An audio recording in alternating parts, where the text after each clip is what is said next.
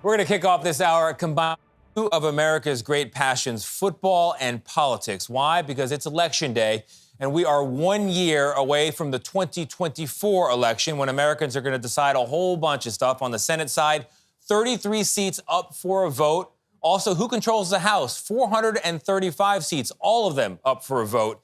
And, of course, whether Joe Biden will continue to occupy the White House. A CBS News poll out this week shows that Americans, they are not thrilled with the direction of the country. In fact, almost 3 out of 4 people say things are going badly right now. But who's got the fix? We joined the crowds tailgating outside Sunday's Eagles-Cowboys game in Philadelphia, hoping to learn something about that other great American contest, the one to lead the country. The first thing to know is we, too, came for the beer pong. And for the cornhole. And you better believe we played a little parking lot football. You think the Eagles got a shot today? But we also came for something else. How are you feeling? Amazing! About the 2024 election? How are you feeling about the 2024 election? And one thing was very clear. Go Birds! Most of these football lovers. On a scale of 1 to 10, how excited are you about the 2024 election? 11. Oh, election? Like most Americans, are not at all loving the race for the White House. I'm nervous. I'm really nervous. In fact, walking through Lot F with 2 hours to kick off and exactly 1 year until Election Day, we found just about every political emotion. Scared. I'm scared. Sadness. Except excitement. Stressed. Stress. Stressed out Why?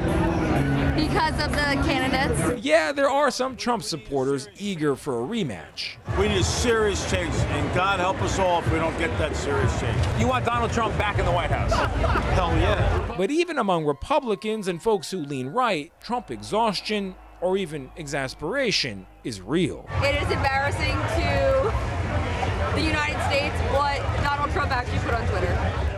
In between rounds of beer pong, Matt Palage hit on a common Republican theme. As long as Sleepy Joe's not sleeping in the office no more, I'm happy. And yet listen to his endorsement of another Trump presidency. I don't like Trump either. At least he's awake. He knows where he's at, so.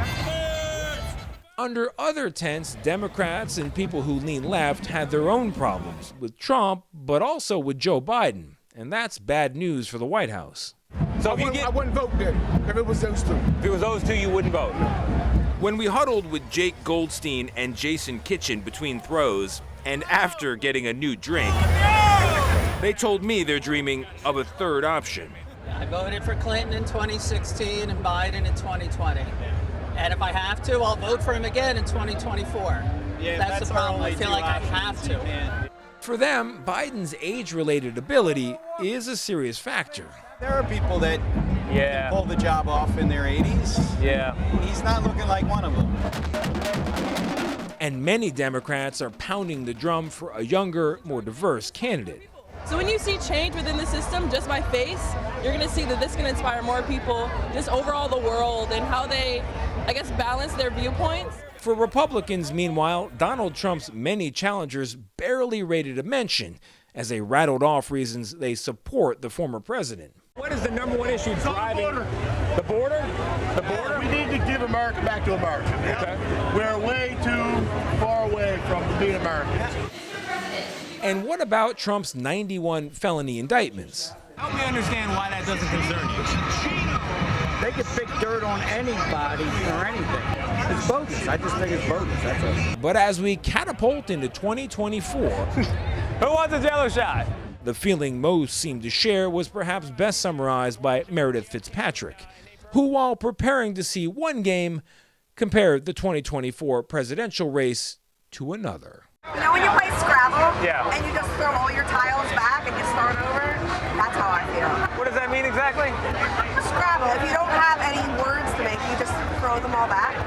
And then you can take 7, and that's your turn. I feel like this is our Scrabble year. You want to just clear the deck of all the candidates and start fresh. Correct. Boy, that's such a Yeah. good analogy, Great analogy. about what many people are feeling. A lot of people feel. I mean, basically, those people were reflecting a lot of the things we've seen in the polls from Yes. Anthony Salvanto in that unit. Standards would like me to point out that all appearances to the contrary, I was dead sober during that entire shoot. Okay. That was a non-alcoholic Corona in my hand, and at one point I was holding someone else's Miller Lite, but it was not my Miller But Lite. with that said, though, there might have been some libations involved, but people speak honestly. Yes. And it seems like the truth is out there that there is some hesitation, some fear. On both sides. On both That's the sides. thing, This is a on both historically unpopular set of candidates, and if it's Trump, Biden, who end up being their party's nominees, a lot of people are going to stay home. All right. But next time I'm going to need you to make that interception, Tony. You really I got to let me make that down. play. Yeah, no, I'm you sorry. knocked the guy's beer down. Jake and Jason, I owe you Hey. a beer. And also, Salvatore, thank you for the cannoli. It was very good. I've seen people get punched for less at a tailgating true. experience. All right.